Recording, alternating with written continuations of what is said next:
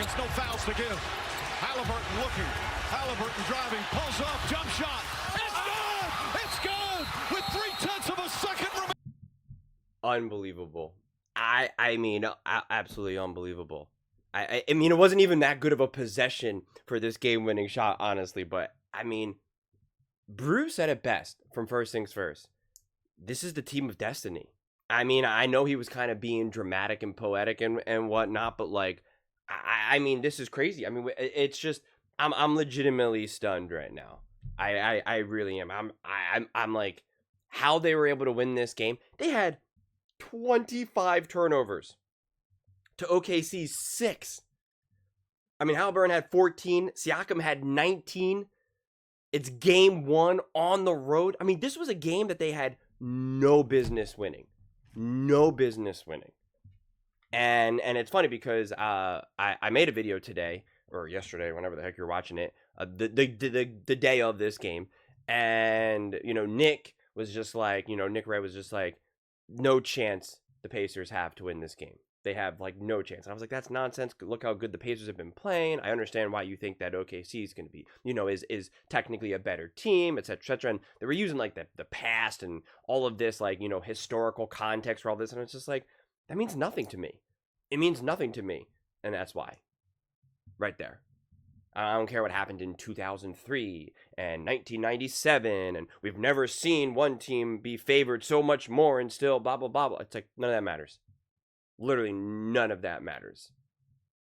I mean, there were so many chances for this Pacers team to just phone it in and just be like, this is not our day. That's honestly, as I'm watching this, I'm just thinking to myself, not the Pacers' day. I was prepared to come in on Friday and just be like, just wasn't the Pacers' day. I'm like, gonna start taking I'm gonna start like kind of copying down the box score to be like, okay, and you see it. Before that shot, Haliburton had 12 points, Siakam 19, and it's just like you're not scoring enough. You're turning the ball over, and the silver lining, I'm thinking, if they don't pull it off, because I'm not going with the mentality that they're going to pull this off, but I'm just like thinking to myself, it was a close game, considering you weren't getting the points from your stars. From your true, gotta get a bucket guys.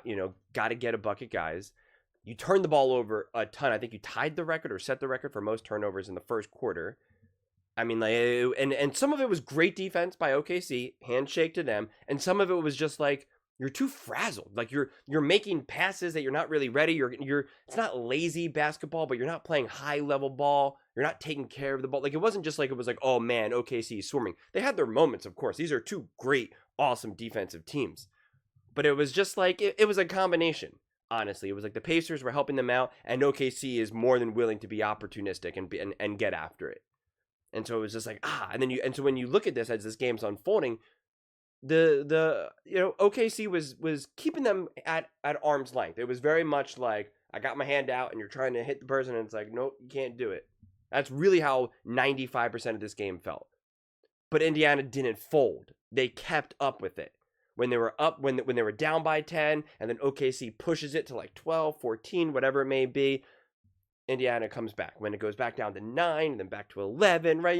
You're kind of playing that game, and they just kept sticking around. And then it's like then it's just like absolute magic. Inside 3 minutes, 4 minutes, whatever, whenever like it officially just kind of flips the switch, they're just knocking down shots, getting rebounds, blocking shots. I mean, the Siakam, because at first I'm like, they're going to win this game. And then, because I'm watching that replay, and I know every Indiana Pacers fan is probably thinking that was a foul on Siakam. I think it was like he should have went to the line. I understand why in a review you don't call that. Like, I wrote in my notes, absolutely a foul. But it's like, it's a tough one. On one side, you want to let them play. Like, in that kind of moment, then it almost feels like it should be a jump ball, maybe more than anything. But obviously worked out. I mean, it was because it was going to be fitting, because originally, I mean, this game looked like it was going to end, and it was going to technically be a turnover Siakam, and it was just like, well, that's very fitting. You turn the ball over like you were a JV high school team, you're going to lose games. And the silver lining was like, look how close it was. And yet your two biggest stars were not the two biggest stars of the night. and SGA is balling. I didn't write, this all happened so fast. I didn't write it down. I think he had 40 points, 38 points. He had himself a night, obviously. And you turn the ball over, you don't score a lot of points, and yet it would have looked like it was going to maybe end up being like a 1-point loss, 2-point loss, whatever. And you're just like, all right, that's the silver lining. Like, you're going to be upset, you're going to be frustrated. That first quarter definitely got away from you, and you just could not get the momentum back. But then you just stole game one. I mean, like, you just stole this game, man. And this is what we talked about all throughout, really, the playoffs. Like, game one, just any stolen game, not just game one, but just taking any game, that's everything. That's the margin right there. I mean, Reggie Miller said it best about the Knicks versus the Pacers. It was like that. This series was won and lost in game one. I mean, it just changes everything. It changes everything. It's a difference between winning in 5 and losing in 6. Winning in 4 and losing in 7. I mean, seriously. It's just crazy how basketball can go. It's misleading because it's a 7-game series. It's misleading when a 10-point win can really be technically like a 1-point win, or a 20-point win can really just be like a 3-point win. I mean, we see it all the time when scores just kind of get away from you. I mean, this game was really not a 1-point game when it was all said and done.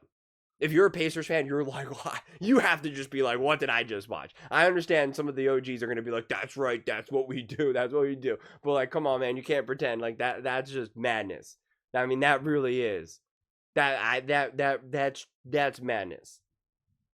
I mean, it was like, I was looking on ESPN and where they kind of show you like the percent chance of the team winning, like as the score keeps moving. And it was like OKC had like a 90% chance to win with like a minute to go. Again, I don't remember what the exact final, what went exactly with the timer, but it was just like, I mean, that's why Bruce said it best. He really did. This is the team of destiny. Like I'm legitimately speechless.